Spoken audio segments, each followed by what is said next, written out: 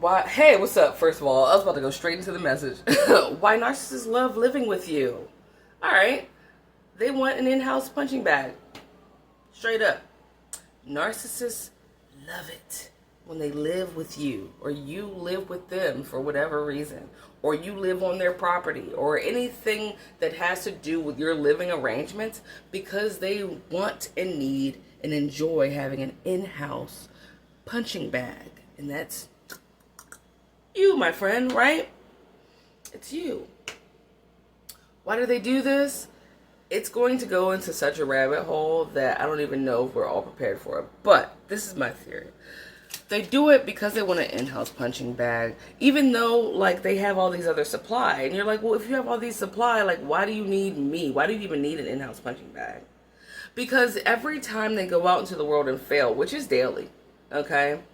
Who else are they going to come home to? Certainly not themselves. They're not going to look themselves in the mirror and tell themselves anything negative. And if they do, they're not going to let you or anybody else know about it. So who can they dump that on? Who can they take an emotional shit on a daily basis? It's going to have to be you. So that's why in the beginning they're like, let's move in together. Let's hurry up and get married. Or let's do or let's, if it's your kid, Mom, can I come back home? Can I stay with you? It doesn't matter. They're all going to try to put you in a position to either live with them or like have to live off of them. How would you live off of a narcissist? Well, in certain cases, if you are falling on hard times and the person that reaches out to you, whether it's your parents or your boyfriend or girlfriend at the time, goes, oh, don't worry, you can like stay with me, right? While you get on your feet. They love, why don't you stay with me while you get on your feet? Or can I stay with you while I get on my feet, right? Or let's move in together because I'm so in love with you so fast. Whatever their reason is, they're going to try to get into a position. There's that beep, beep, beep, right? They're going to try to get into a position where they can live with you. Or that you have to rent a property from them. Or, oh, you can stay in my extra guest house or some shit, right? It's all good, not on paper. It's all good verbally, but when you actually do it and you end up moving in with them or living in one of their guest houses, or they end up moving in with you for whatever reason, shape, or form, they're going to use you as an in-house punching bag. Whenever they have a bad day, they're going to find a reason to tell you that you don't clean up very well, or why are you cooking? You clean up very well, but maybe you made some food. Ew.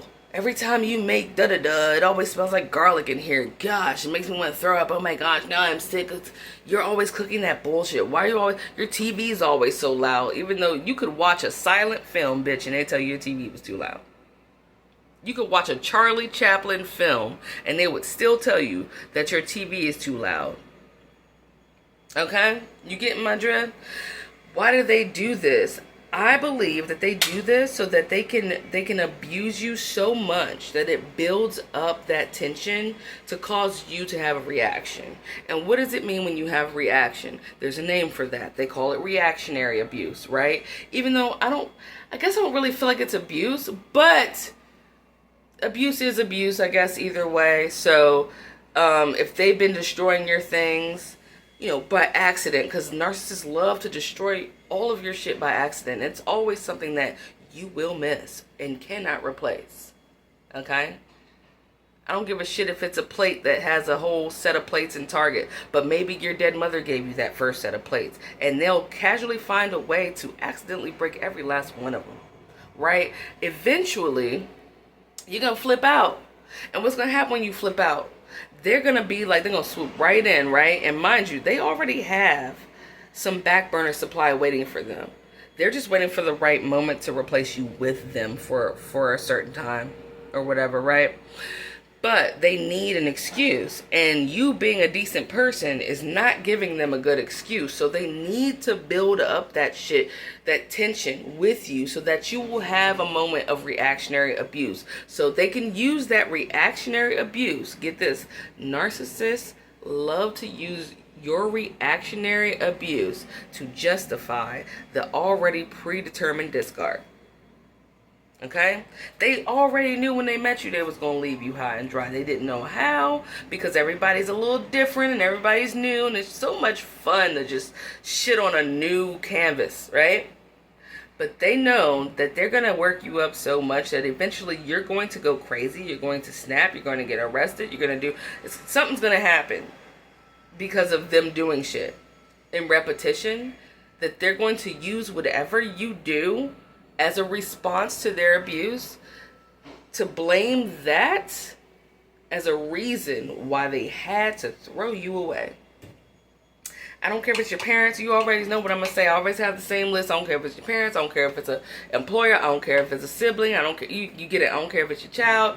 Whatever reason, they'll always find a way for you to be stuck somewhere with them. If it's an employer, then, you know, and they know you need that job real bad. They know you can't just up and quit because you got kids or you're taking care of your elderly mom or dad or whatever, or you're trying to save up money because you need a cancer treatment. Whatever that detrimental thing is in your life that makes you not just get up and walk the fuck off, they're gonna use that to keep you there and abuse the fuck out of you, bro. And they are waiting for the day that you snap so that they can just siphon all of that disturbing, fucked up energy and feed themselves with that shit. Okay? It's disgusting. It's vampirism at its finest, simultaneously at its lowest. Okay, so what they're gonna do is shit like invite you to stay with them. My dad's done that. Hey, you should come out here, everything's like better in North Carolina, blah blah blah, your mom's bugging, you should bring your son out here. And as soon as you get there, it's like, blah, bitch, now you can't leave. And then once you flip out, they're like, oh, you gotta go, right? My ex did that. I didn't know that he was cheating on me. I didn't know that he was cheating on me with multiple people, men and women, right? Old and young, okay? Literally. Old as fuck, and young as well. And dudes and females, okay? And when I found out that shit was a little weird, of course, he had moved in with me. We had gotten married. Of course, when you get married to one, they're not there in their mind, nor are they there in their heart. Their heart doesn't exist, okay? But when you solidify them living with you and you can't just kick them out without giving them a legitimate legal 30-day notice or some shit, you can't just kick them out once they're in there after a certain amount of time, they're going to start doing weird shit. My ex-husband started doing weird shit. Like I said in other videos, he was sleeping in the closet. And he was talking on the burner phone, and he said, and I quote, you know, one day you're going to wake up and I'm just going to be gone, right? But he said it in response to reactionary abuse, okay? Not to mention the time he tackled me face down on my stomach while I was like 6 months pregnant. Not to mention that we fell in the bathtub fighting and I hit my eye on that little soap dish that sticks out. That's plastered to your wall.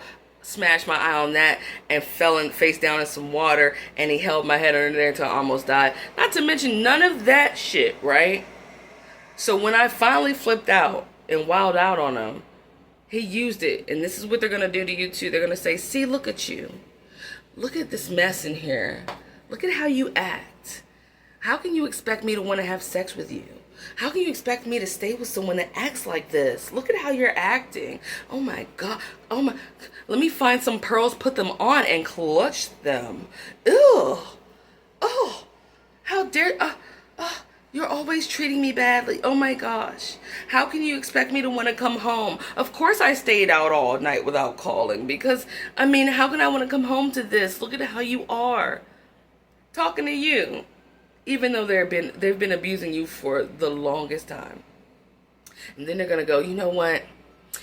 I'm going to have to get my bags and get the fuck out of here. Or the best one is they're not going to say anything to you. You're going to wake up and they're going to be fucking gone. Or they're going to go out one night with the boys or the girls and they're just not going to come back. And then when you call them, they're not going to pick up. Or your number's blocked. Or you just can't reach them. Or you text them and you get no response.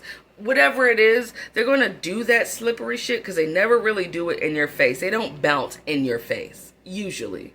Usually they slide out on their belly like the snake that they are, okay?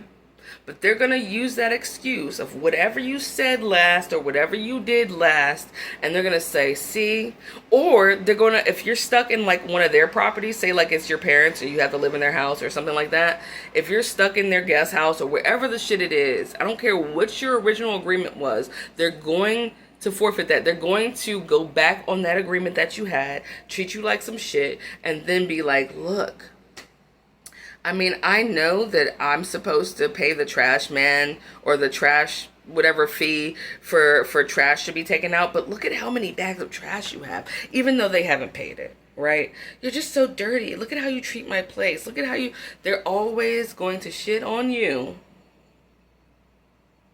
as an excuse to discard you via whatever reactionary abusive, and I always go like this with abusive because defending yourself really is an abuse. I don't look at it that way.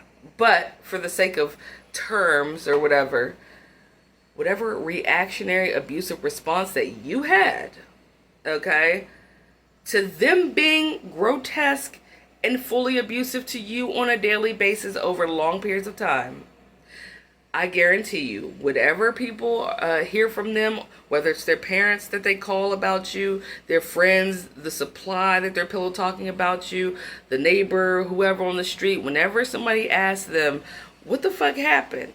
They're going to be like, oh, and they're going to shit on you, and they're going to use whatever you did in response to them being abusive as an excuse as to why they had to discard you.